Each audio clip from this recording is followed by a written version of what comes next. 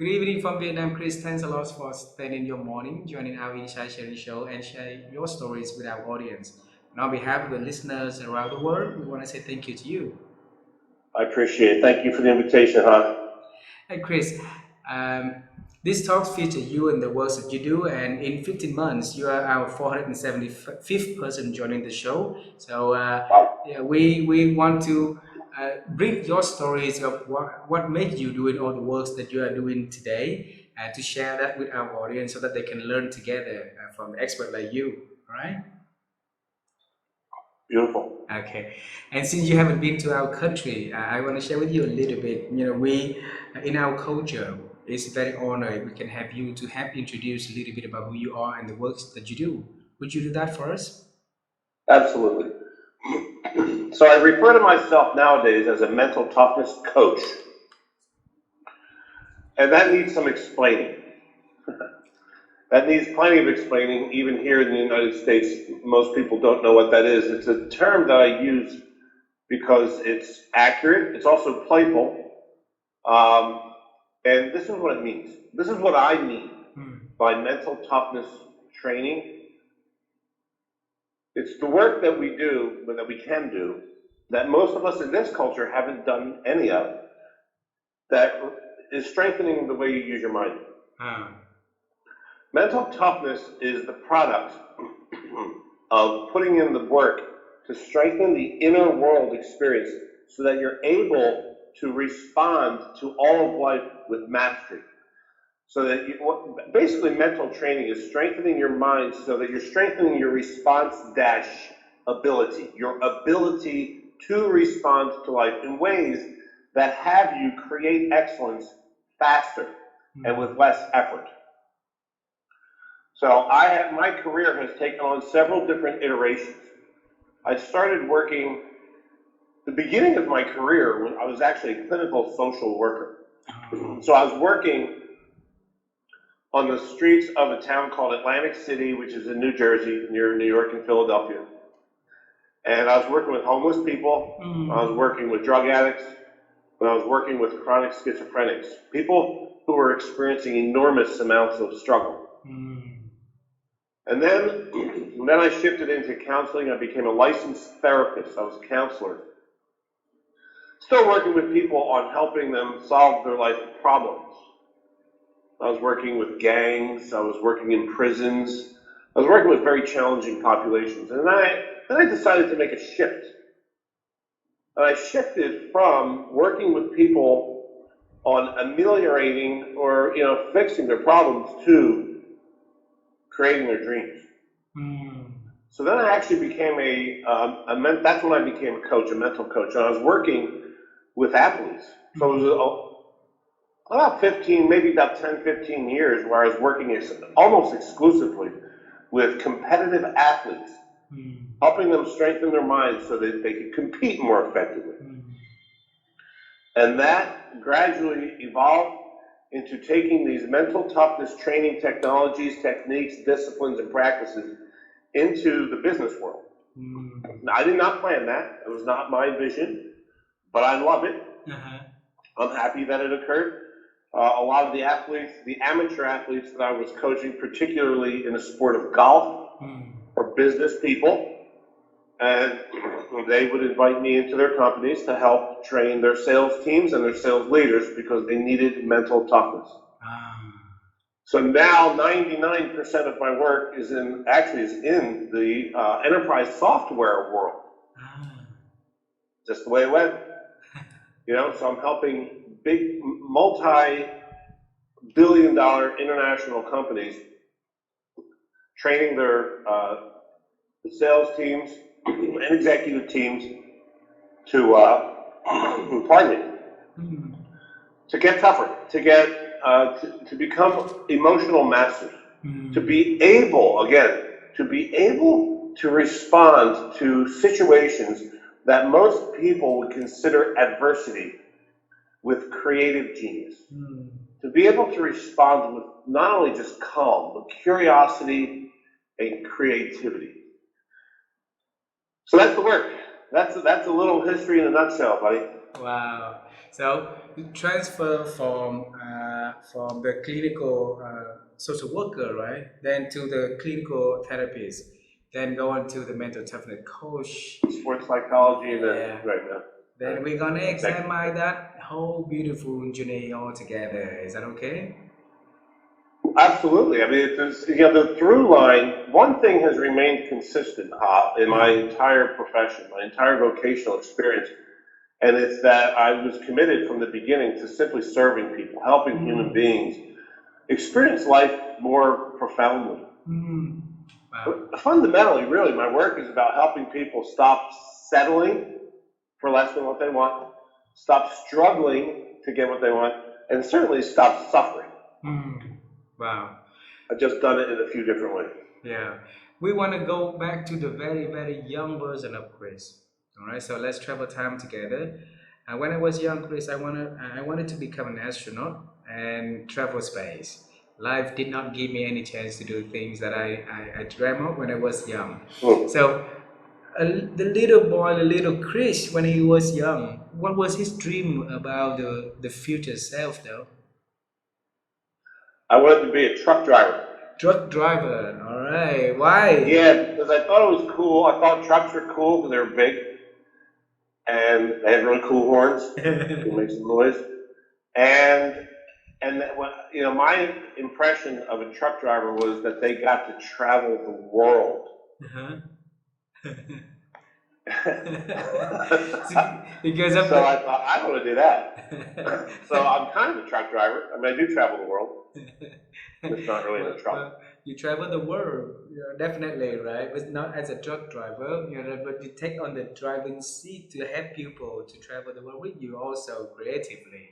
All right, so Yeah. we want to know, as a boy, you wanted to become a truck driver, and then leading to what you are doing now is totally different, very different in the profession whatsoever. So, how did everything started at the beginning? Well, I also wanted to be a professional basketball player. See, I'm wearing this sweater is for the Philadelphia 76ers. That's what this emblem is. That's my favorite basketball team, the NBA team Ah. from Philadelphia. So I also wanted to be an NBA player. I just wasn't. I wasn't either tall enough or a good enough ball handler since I'm only 6'2". So I wanted to be a truck driver so I could travel, but I am traveling, and I wanted to be a professional basketball player, which I didn't become, but I am coaching professional athletes, so that's pretty fun. We want to know how did you get into the world at the social worker at the beginning? Because at university, at the school time, you can become anyone and do anything. You can be a programmer, you can be anything, Chris, right? Why you get into the space of like a social worker, working with homeless people, working with people in life with a lot of problems like that? It's not easy job, though. Early on, it became appealing to me. I mean, as a youth, when I was even in my teens, it was appealing to me to serve. Mm. It felt fun, Mm. honestly, fun for Mm. me to bring people joy, even if it meant just like shoveling my neighbor. I lived next door to an older woman. She was very old, and when it would snow in the wintertime, she couldn't shovel her sidewalk, and she would have had to pay someone. So I would shovel my sidewalk, but then I just keep going and shovel hers. Beautiful. And I'm not saying this to say, hey, look at me, I'm such a great citizen. It was literally fun. That I got reward Mm. out of knowing that Mrs. D. Bartolo, that was her name, Mm. wouldn't have to worry about her sidewalk. And that just felt good. So there was always appeal to me in having people experience life with more lightness of being, more joy. Mm. Now, as I went through college, I chose psychology as a major because I knew, again, I'm going to go into the world of helping humans somehow. Ah. Probably, I was thinking in college, was probably going to be a psychologist, but I wasn't convinced. If you wanted to be an astronaut, I was also entertaining being an astrophysicist. Uh-huh. And I actually studied astrophysics for a year after college. But after college, I was what we call floundering, meaning I was bouncing around. I didn't really know what I was going to do. So I was entertained. I was going to go to the Peace Corps. I had applied to law school even. But it all came back. I chose this job as a social worker really because I needed to make some money. I didn't make very much money doing that. While I figured out what my path was going to be. So I chose social work because it involved, obviously I didn't choose social work to get wealthy because they don't get paid anything. Barely, just enough for me to get by. Just barely enough for me to get by. But what I insisted on, prioritizing over money, was meaning. And I read a book, Meaning for Me, and I read a book at that time, perfectly timed. The book was called Do What You Love, The Money Will Follow. And it's a book that was written by, I believe her name was Dr. Marcia Sinitar. I think that's accurate. Do what you love, the money will follow. And it really was perfectly timed for me because it gave me the courage to stay with what mattered most to me, which was to make a difference, a meaningful difference in as many people's lives as I possibly could. And I'll figure out the money part as we go. Beautiful. It took me a while. It took me quite a while to figure out the money part. But you know what really sped up the process of me figuring out how to create wealth, doing precisely what I love, was getting coached. Getting coached. Yeah, I hired coaches. These are two of them. This is a picture of two people that I've been coached by. They're both named Steve. This guy in the green shirt, his name is Steve Chandler. Steve Chandler. And he's written about 50 books, many best-selling books. He's a famous author, an incredible coach. And his nickname is the Godfather of Coaching. That's his nickname. The Godfather of Coaching. And then over here is Steve Hardison. In fact, Steve Hardison just had a book written about him. His nickname is the Ultimate Coach. So this book, look how big it is. It's a huge book, written by Dr. Alan Thompson and Amy Hardison, Steve's wife. So these are two amazing coaches, two of the best coaches on the planet. And they really, really taught me, among many, many other things, how to build a thriving practice, doing precisely what I love. Beautiful. So, I'll tell you another little story that's fun. Is while I was doing social work, I was a basketball player my whole life. I played basketball in grade school, in high school, and in college. And I kept playing afterwards, after college, just casual, recreational games. And one night, I was playing, what's today's date? Oh my goodness. Wow. It was like 30 years, I don't know how many years ago, but the anniversary was November 20th. Today, as we're recording, is November 22nd, so it was 2 days ago, like 20-something years ago, where I shattered my leg. That was over 30 years ago. I shattered my leg playing basketball. Really bad bone break, compound fracture. It was terrible. And I got sick from it. I got an infection that went to my lungs. I had a fatty embolism. I got pneumonia. And I almost died. So after I recovered from that, I decided that I'm done with basketball. So that's enough. So I switched sports. And I chose to get into golf. To golf. And that's when I fell in love instantly with the game, with the sport golf. And I also discovered very, very rapidly how psychological that game is. It's totally mental. In fact, the better you get physically at that game, the more mental it becomes. Wow. So that is when I had the idea that maybe I could marry my two passions, which is psychology, the human mind and the human spirit and human potential, with sports.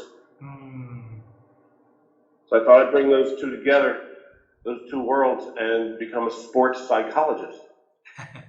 And I did. And how did that So I idea still come? helping people. How did that idea come to you?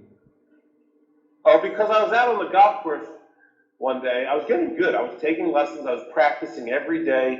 It took me a year to save up enough money. As a social worker, I was poor. So it took me a full year to save up $900 so I could get a junior membership at this golf club down the road. And I played and practiced every day, and I was getting better and better. And it was cool. It was fun. But I was also getting very temperamental. It's not unpopular for golfers to behave poorly. So I was getting really angry out on the golf course when things didn't go my way. I was basically the opposite of mentally tough. Okay, I'm curious to I was hear a more. sociopath. And how did you change? And I broke the club one day. I broke the club. I slammed it in. I was so angry that I slammed the club into the ground. And it broke. So the club was buried in the ground, and the shaft, the broken shaft, was in my hand. And that's when I thought, wow, why are you acting like this? This is fascinating, because I don't really act like that in the rest of life. Like, why am I acting like this out here? Playing a game. What is that? And I became very, very curious. So I started to study. I started to study why. What is it about this game, or what is it about this experience that's having people in 1 second experience euphoria, and then the very next second be irate, livid. I actually did an experiment, a very, very informal experiment. Show me. Actually, so formal. This is my experimental apparatus. Clipboard. I had two clipboards. I lost the other one. One, it was T-charts. One was for children, and one T-chart was for adults, just plus minus T-charts. And I waited until the father-son tournament occurred in the summer. So there were lots of children and adults on the golf course that day, which is what I needed to conduct my experiment. So I stood on the 18th green. So when everybody finished playing, I was standing there with my charts. And I asked everybody one question. When they finished their round of golf, I asked everyone, hey, how did it go? That's all I said. How did it go? I didn't say, how'd you play? What did you shoot? I just said, I asked them a nice open-ended question. How did it go? If they said something pleasant, I would put a check mark in the plus column. If they said something unpleasant, put a check mark in the minus column. So obviously, I had a hypothesis here, which I'll share. You can probably guess what it is. The adults, the responses were overwhelmingly negative. Negative. Very. Wow. Almost entirely. The positive responses that came from adults were mostly from people who had an unusually good scoring round, so then they could actually be happy. Or they were really old, which I thought was interesting. I thought that was fascinating. But most of the adults' responses were very, very negative. Now, on the contrary, the children, the kids, and I mean like 9 years old or younger, so youth, they were overwhelmingly positive. And that was my hypothesis. Going into this, I wanted to experiment because I thought, why kids are having so much fun and adults aren't. Sometimes. They are if they play good, but if they don't play good, they're not having any fun. In fact, not only are they not having fun, they're acting like idiots. Like me. So I was curious about it, and the kids' responses were so incredibly positive that I was stunned. I expected that the kids would be more positive, but not as positive as they ultimately turned out to be. One kid said, one of the responses was the kid, he said, I hit the ball so far off of the 16th hole tee box that it went in the water. And he was excited that he hit a ball into the water, which is a penalty. But he was excited about it because he'd never hit it so far. So the kid hits the ball, the dad is watching the ball, and he's thinking, oh no, get down, oh God. And the kid's going, go, yes.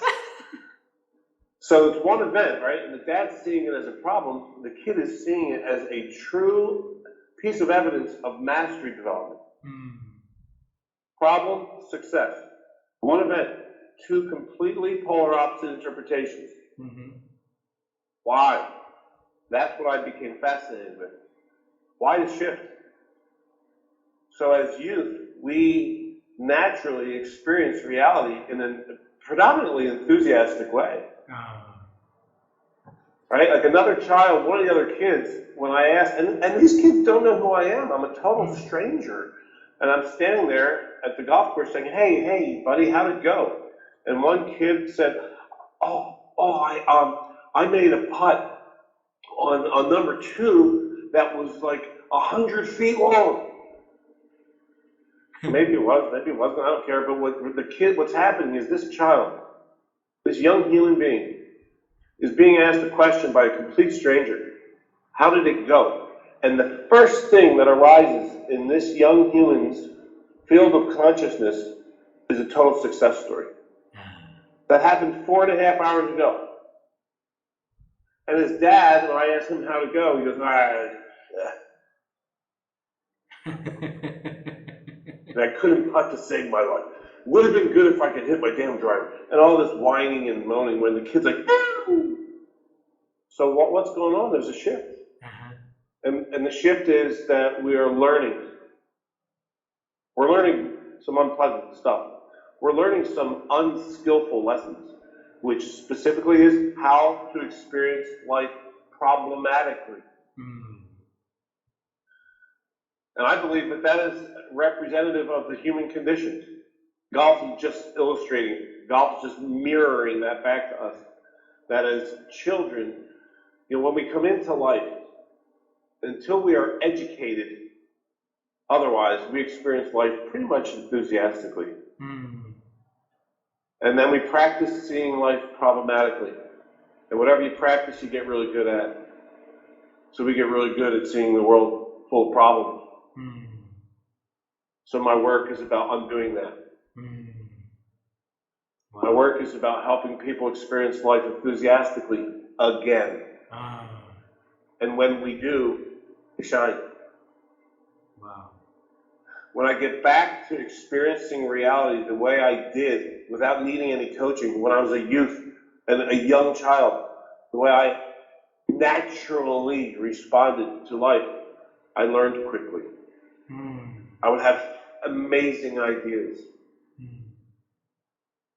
And then we're educated about our limitations and educated to see the world problematically, and our creative genius is stifled. So the work that I do with people is about freeing the mind.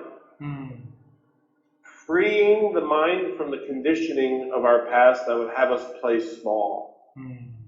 That would have us think small. That would have us settle, struggle, and suffer. Wow. Chris, I'm curious to know what happened to us from when we was on the very extreme way of being enthusiastic when we were young, right? And then we get into life and let's go through all the lessons that life brought to us, and we became so negative, right? we saw the world with a lot of problems, and like you say, the same situation, but the view on that one is totally the two side of the coin. So what did what was wrong in between? I don't know how it ever started, but I think it's simply the human experience is that the big game that we get to play is to, as I mentioned, to free ourselves up Mm. from the conditioning that would have us struggle, and to get back to experiencing life with enthusiasm. In sports psychology, when athletes are performing at peak, it's called being in the zone. Yeah. It's a term being, oh, she's in the zone, Mm. right? And the zone, I've asked thousands upon thousands of people over the years to describe their peak experiences. Not one human being has ever described it as a struggle, ever. Mm. In fact, every single person that I've ever asked, or I've ever heard talk about it, the peak experiences are always characterized by lightness of being. People use very pleasant terms to describe their best ever performances. Mm. In fact, a lot of times people say it seemed effortless, which is fascinating. So my belief is, and I could never prove this, but it's my belief that the game we get to play as humans is to forget how powerful we are so we can remember how powerful we are. Wow. I'm curious about the day that you broke the club, right? And you was very, very angry. And then what made you be curious at that moment to have that beautiful time for reflecting, Chris? It's really hard to do so. Well, I broke my favorite club. At one moment, what happened was it was a very difficult hole.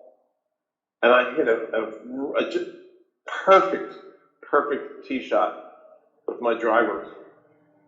And it's a hard hole. There's a lot of risks. And I hit a perfect drive. And I was so excited. I had a short wedge in because I hit the ball so far. It was great. I was so excited. And then I hit the ground before I hit the ball, and the ground was wet, and there was mud went on my face and on my clothes. Mm. And I got so angry. That's when I buried the club in the ground. Mm. And when it broke, it was my favorite club. Mm. So the club snapped, and in that very moment, something inside me also snapped, Ah. which was like, wow. I became an observer of myself. Ah. And I became fascinated. Like, look at you, Chris. Why are you behaving this way? You're not choosing this. What's going on here? And I realized that I'm simply imitating other golfers because it's actually quite popular in golf to get angry when the ball doesn't do what you want it to do. Ah. I remember playing golf as a little kid. I played a little bit of golf when I was a kid, but then I never played again until after college. But I remember playing with my uncle, who was really good, really good. And he would teach me so much. There's a lot to learn in the game of golf. It's very complex. There's so many things, not in addition to learning how to hit the ball, what club to use. There's all those things, but there's also these other things like etiquette, where not to stand, where you can and cannot put your golf bag, when you can and cannot talk. All these things. There's so much to learn, and I was learning it all from him, which was great. And I was also learning how to get very angry when the ball doesn't go where you want it to. Also from him. He would model that very effectively for me. He was very, very good at demonstrating anger when the ball doesn't go where you want it to go. So I was learning that as well. I didn't know it. I didn't know that he was modeling. That's the most powerful way that people learn. By far, most powerful way that human beings learn is by watching people who they respect live, and then they imitate them. And we don't even know we're doing it. See? So I started imitating him. And I also started imitating all the other golfers around the golf club when I joined as a social worker. And that's why I became curious. Wow. See, your favorite club got broken also gave you a snap moment that changed your life, Right. also then changed the life for many many people. I'm curious for when you do this survey, right? The questionnaire to everybody got up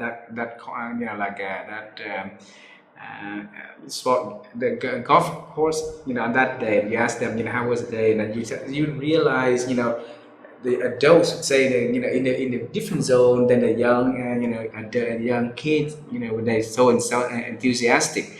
And normally with that particular kind of data, people lost into that kind of data, you were able to figure it out the differences, and you figure it out the needs to help the adults to find the enthusiastics again. Tell us, how did you figure it out back then?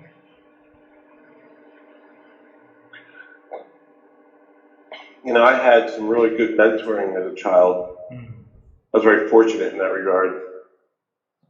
I I was taught at an early age to believe in humans.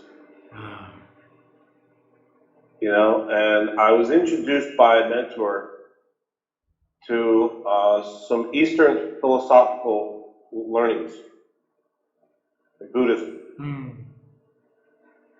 And it was very appealing to me because it had all to do with eliminating human suffering. So when I would, it's just so funny that it happened through golf. But I would watch people, and golf is a very privileged sport. Very expensive. Not a lot of people can afford that game. So you would think that just by virtue of being out on a golf course by itself, you should be happy. By virtue of even being able to be there. You're so blessed. So fortunate. Right? And then people are slamming clubs and cursing. It's a joke. It's an absolute joke. So I was new to the game, but I was getting good because I was practicing and playing a lot. And so I had fresh eyes. And when I broke that club that day, that's when I thought, wow, I am being like a chameleon. I'm just acting the way people act when they're here. It's really interesting. You compare different sports. Like you could go golfing with a friend and you get all angry on the golf course, and then later that afternoon go surfing. And you have a totally different attitude. Surfing is a different sport, and it's got a different culture. Every sport has its own culture, which is interesting. So, like, if you ask a surfer, even on a day when there aren't a lot of waves, how to go? If I ask the same question, surfers, their answers would be great. They would say, "Oh, rad, man, it was rad, epic." I caught this. There weren't too many waves, but man, I caught this one set. It was nice. And that's a popular way to talk when you're out on the water. When you're on the golf course, somehow, I don't know how it started. I love golf so much. It's my favorite sport ever. Ever. And I play a lot of sports. But golf culture is funny. Yeah, so it was pretty hard for me to not get curious about why I was behaving so erratically. And it just simply became symbolic. It became symbolic of how we experience life. But Chris, when you had that epiphany moment, right? How did you talk to the adults at the golf course and tell them that you will be able to help them to fix the problem and see and unify the world of enthusiasm back again? Well, I didn't do that at the golf course. This was me just, first exploring I was being curious about the phenomenon, and then I became curious about the possibility of creating a career in this. And then then I went to graduate school for psychology, and then I started a sports psychology practice. But I never told people that I was going to help them solve a problem. Ah, what did you tell them then? I told them I'm going to help you create excellence, Cre- more, Create. faster. Ah, That's when I shifted away from being a therapist, fixing problems, to being a coach and creating dreams. beautiful.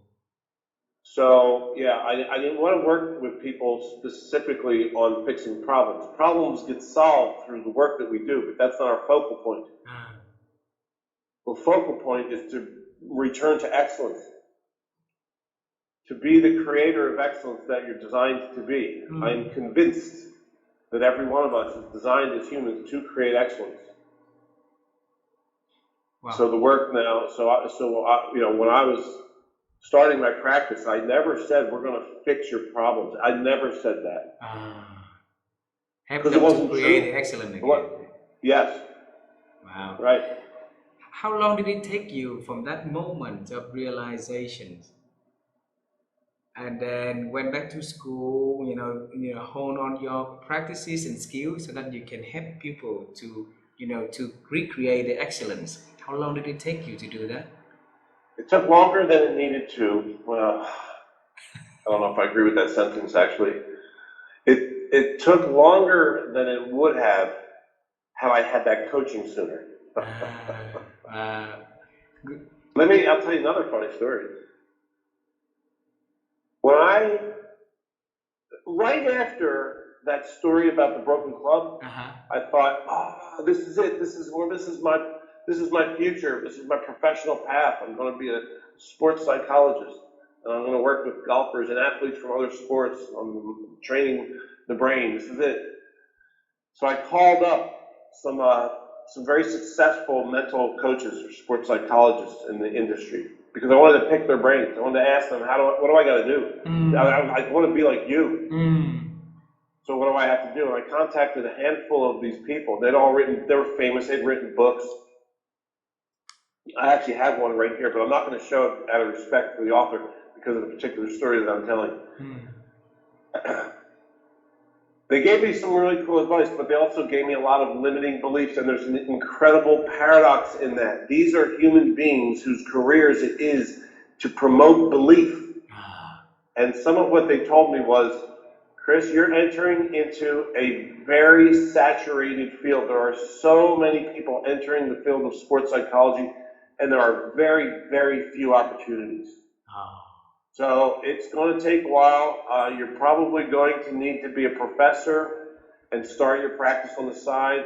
You're going to need your PhD, which, by the way, I don't have, just saying. And you're going to either need to be a professor or you're going to need to be a clinical psychologist and have your own psychology practice and start gradually on the side. Building a sports psychology practice gradually was the big lesson. Implying it's going to take all this time, and these are the experts telling me this, so I'm believing them. And they even said to me, you're probably going to need to work with athletes from obscure sports like bowling, which isn't really obscure, but it's just not famous, like basketball or baseball or golf even. And they said, or fishermen, competitive professional bass fishing. What? But these are the experts. I believed them. So I came out to graduate school, and so I got a master's degree, and I was enrolled in a doctoral program because I was convinced. Because the experts told me, you can't do this without a PhD. And I believed them.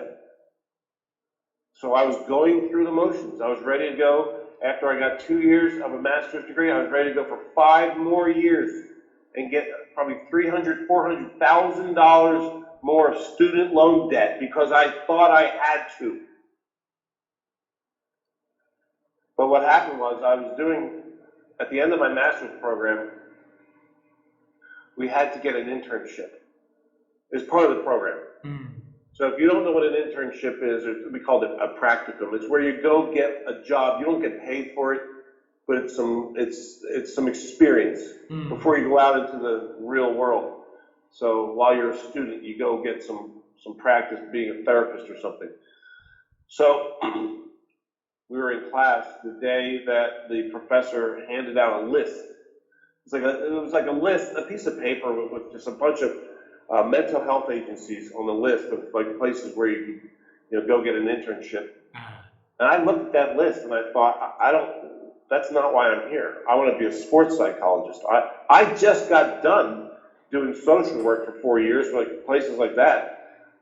That's not what I want. So I'm standing after class, I'm out in the parking lot with my friend, and I'm complaining. I'm whining and moaning. I don't want any of those things, that. And she said, my friend Teresa, she asked me 2 questions that changed my life and changed the way I coach people. Teresa. Teresa asked these 2 questions. First question was, well, what would perfect look like? Wow. I couldn't even hear that question. When she asked me that, you know what I heard? Because of my crappy thinking, she said to me, what would perfect look like? But what I heard was, of these available options, which one would suck the least? That's what I heard. Isn't that interesting? It is. That's the conditioning. And I said, none of those. And she said, that's not what I asked you.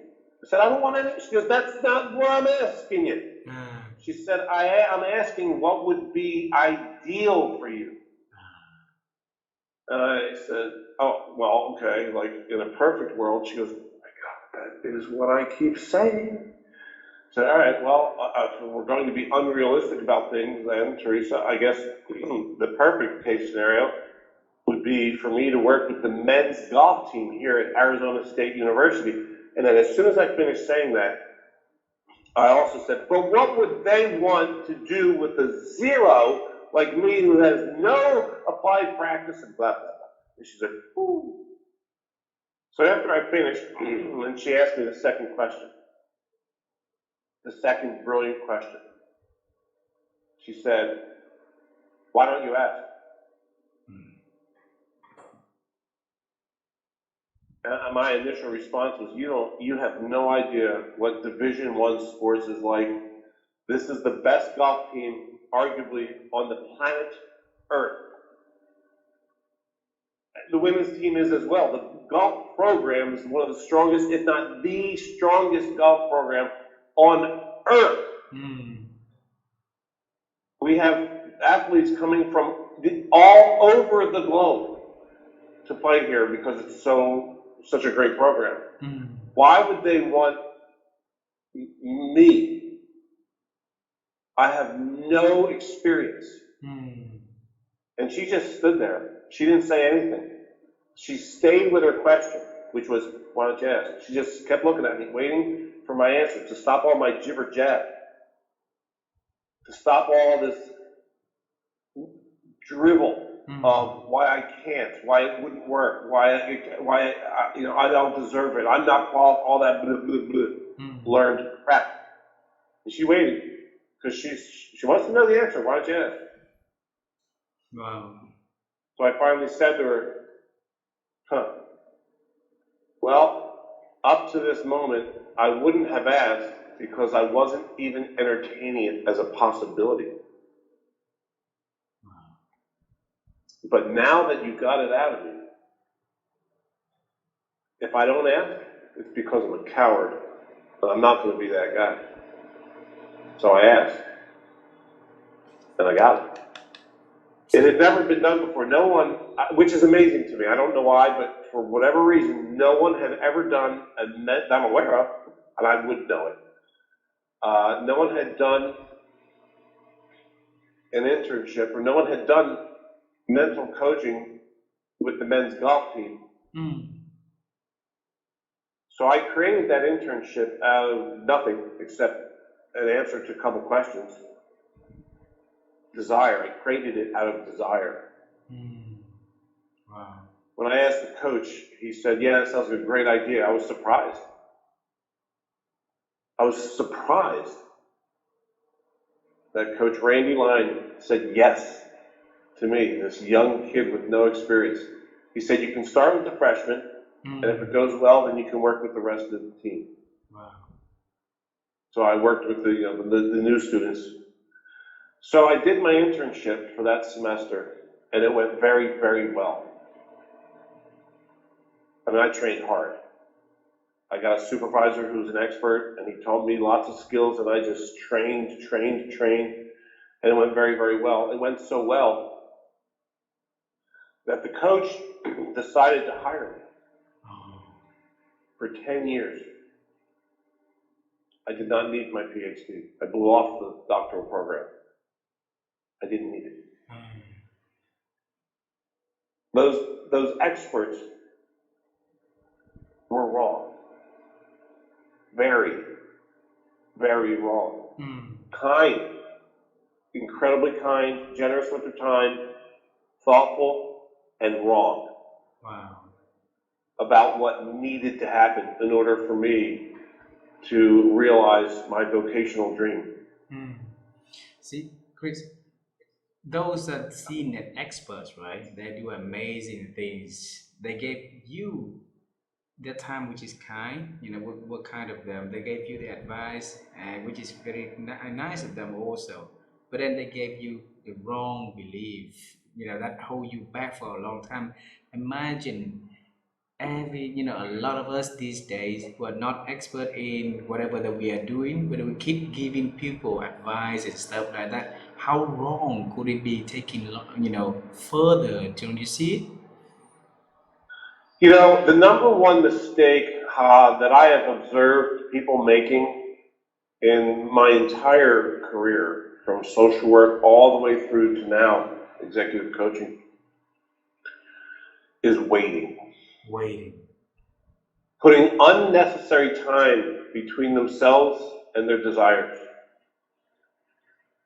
For so many reasons. I was about to put a lot of unnecessary time between me and my practice as a mental coach because I was believing what these kind experts taught me to believe. And they were only doing that because they were convinced that that was the truth. They were being kind to me. They didn't realize they were also feeding me limiting beliefs. They didn't know that, of course.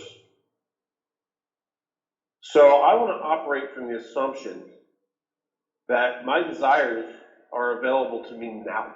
And I'm happy to be wrong. But I want to start with the belief that my desires are available to me in some form now. Or damn soon. Wow. The belief that I needed a PhD. I think what those experts meant was you're going to need to be really good at it. Yeah. And they're assuming that in order to be great at it, you have to have a PhD. Most of those experts, by the way, were in the academic world. Yeah. So that may be the world that they see is totally different than the different worlds out there, right? Chris, I'm interested to understand, because your life, you really, really lead your way. You create, the life that you wanted to, right? And like you said, the word desiring is very important. So went back to your uncle back then, when he taught you how to play golf, he was modeling you, how good in playing golf, and also how bad he could be becoming a person that modeling that to you, right? Was there any other figures in your life that modeling to you to have a life that you have to create and design and make it happen now? Absolutely. Yeah, I mentioned earlier, I referenced that a person who was a mentor to me early on in life, who taught me spirituality, who taught me Eastern philosophy, taught me how to meditate. And he also taught me to be my own boss. He taught me to follow my bliss. Wow. He didn't say it in those words. That's Joseph Campbell's words. But it's the same message, which is to trust that I could create success by following my passion. Mm. Wow. And so yeah, I did have, like I said earlier, I am so blessed to have had great mentoring early on in life, where I learned to believe in myself. I learned to believe in my own intelligence Mm. and my own creativity. I was taught to believe that the world is, in fact, a field of infinite possibilities. Mm. Wow. And that if I go sharpen my saw, meaning build my skill set at whatever it is, I'll create excellence. Wow. And I forgot that, and remembered it and forgot it, and remembered it and forgot it. You know, when I was graduating from college and I was poor. And, you know, there were jobs available that would pay a lot more than, almost every job paid more than social work. But I didn't abandon my passion. Beautiful. And if anybody ever asks me, what's the decision that you're most proud of making, my answer would be that one. Which is that and I'm not saying I'm not even going to finish that sentence. Delete that. I am most proud of that decision, the decision to stay with my passion and to figure out how to create all forms of success from within that. Mm. Wow. Wow. Beautiful. And as I said, it took what it needed to. And if I had understood, known of, and appreciated the power of great coaching, I would have hired those guys a hell of a lot sooner. The two Steves, right? Yeah, the Steve. Well, Chris, thanks for the powerful message to stay with your passion a little longer and figure out the way to make it happen. Because a lot of people out there are struggling doing the things that they love, and your message, your story is very powerful for them to find the strength, the courage, like the support for them to continue to go with their passions a little bit longer and stay in there, right? I have two last questions for you for the conversation today. Is that okay to have that two last questions, Chris? Absolutely. Alrighty. So the first question is the question is about thinking. My wife and I are on the quest to help people to improve their ability to think, Chris, because we believe the thinking abilities for people now is diminishing, and if we can ask experts how they think, and we can help sharing that with people, and if they can reflect and learn and apply, they can get better at thinking. All right.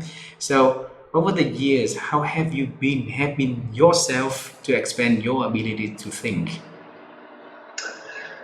I think I've done this 3 times during our conversation today where I started a sentence and I stopped it. I just did it moments ago. Remember I said I'm not even going to finish that sentence? That is me doing the work. That is one of many, many ways of reprogramming your thinking, is by watching your language. So I watch what comes out of my mouth, and I'm constantly assessing, do I agree with what I just said? You witnessed me do it at least twice, maybe 3 times in this call, on this conversation, where I say, you know what, delete that. I don't agree with what I was just saying. That's me doing the work. So the words got here. I looked at them and said, nope, I don't even agree with that.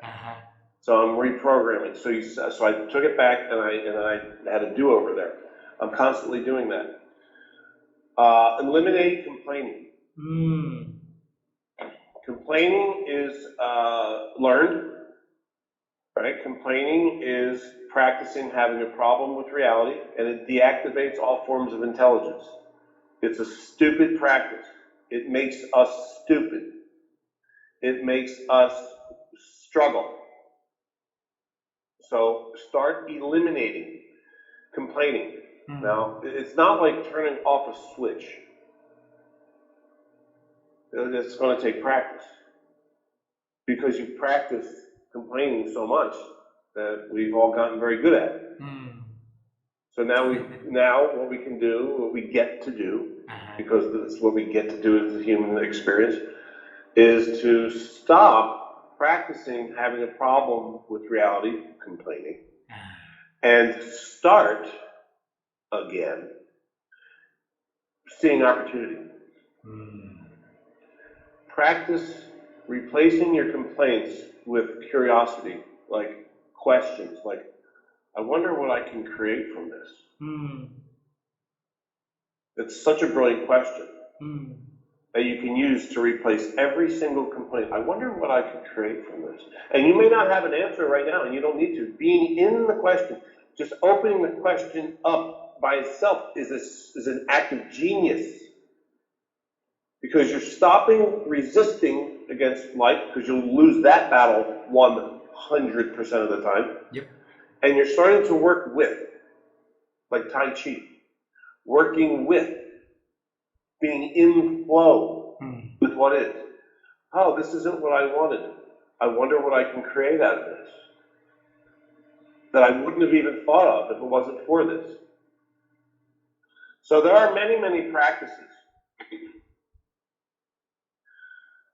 I'll give one more, which is pay attention, become very, very acutely conscious of your emotions, of your moods, label them.